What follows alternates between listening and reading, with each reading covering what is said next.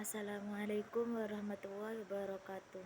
Saya atas nama Pipin Anggraini, kelas 5 PAIC, Institut Agama Islam Al-Qadiri Jember.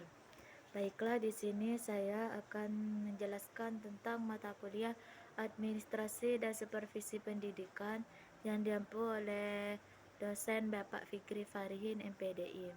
Baiklah, di sini saya akan menjelaskan tentang perencanaan pendidikan. Adapun pengertian perencanaan pendidikan adalah proses penetapan keputusan yang berkaitan dengan tujuan-tujuan yang akan dicapai, sumber-sumber yang akan diberdayakan, dan teknik atau metode yang dipilih secara tepat untuk melaksanakan tindakan selama kurun waktu tertentu, agar penyelenggaraan sistem pendidikan dapat dilaksanakan secara efektif, efisien, dan bermutu. Selanjutnya yaitu tujuan perencanaan pendidikan. Depdiknas tahun 2006 menjelaskan bahwa perencanaan pendidikan di lingkup sekolah bertujuan untuk 1. Menjamin agar perubahan atau tujuan pendidikan yang telah ditetapkan dapat dicapai dengan tingkat kepastian yang tinggi dan risiko yang kecil.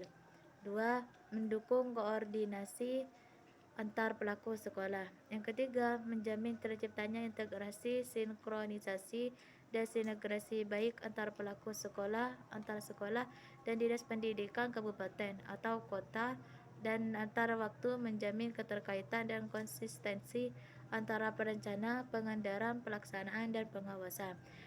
Yang keempat yaitu mengoptimalkan partisipasi warga sekolah dan masyarakat.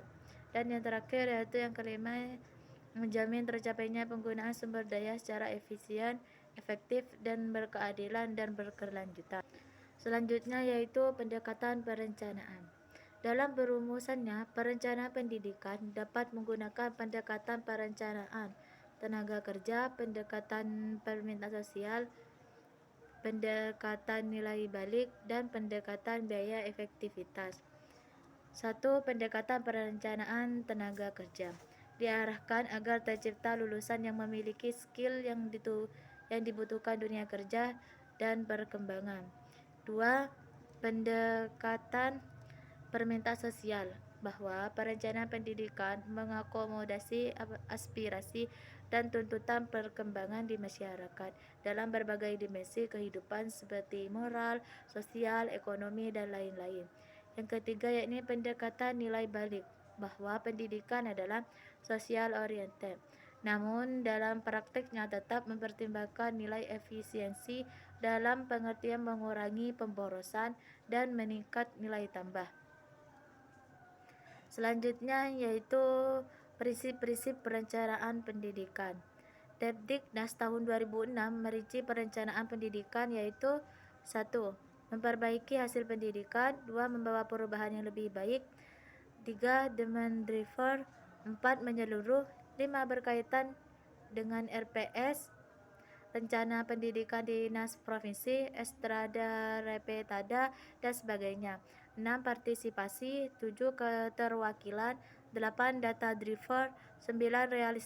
Realistis sesuai dengan hasil analisis SWOT, 10. Berdasarkan pada hasil review dan evaluasi, 11. Keterpaduan, 12. Holistik atau tersistem, 13. Transparansi, 14. Keterkaitan serta keteladanan dengan rencana-rencana instansi terkait. Selanjutnya yaitu jenis dan lingkup perencanaan pendidikan, yang terdiri dari 1. Perencanaan mikro, 2. Perencanaan meso, yang ketiga perencanaan makro. Selanjutnya tahapan perencanaan. Adapun tahapan yang dikembangkan Banghart dan Trull tahun 1973 adalah 1. Merumuskan visi, misi, dan nilai lembaga, 2. Analisis lingkungan strategis, 3. Faktor-faktor kunci keberhasilan, yang keempat tujuan dan sasaran, kelima strategi atau kebijakan, program dan kegiatan, dan yang terakhir yaitu yang keenam evaluasi kinerja. Sehingga dapat disimpulkan bahwa perencanaan sebagai suatu alam dalam menentukan data, dalam menetapkan langkah-langkah serta usaha yang akan diambil dalam mencapai tujuan pendidikan.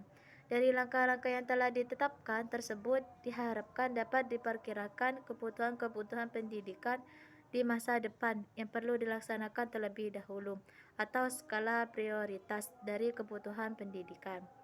Mungkin hanya itu yang dapat saya jelaskan. Jika ada kesalahan, saya minta maaf yang sebesar-besarnya. Akhirul kalam, Assalamualaikum warahmatullahi wabarakatuh.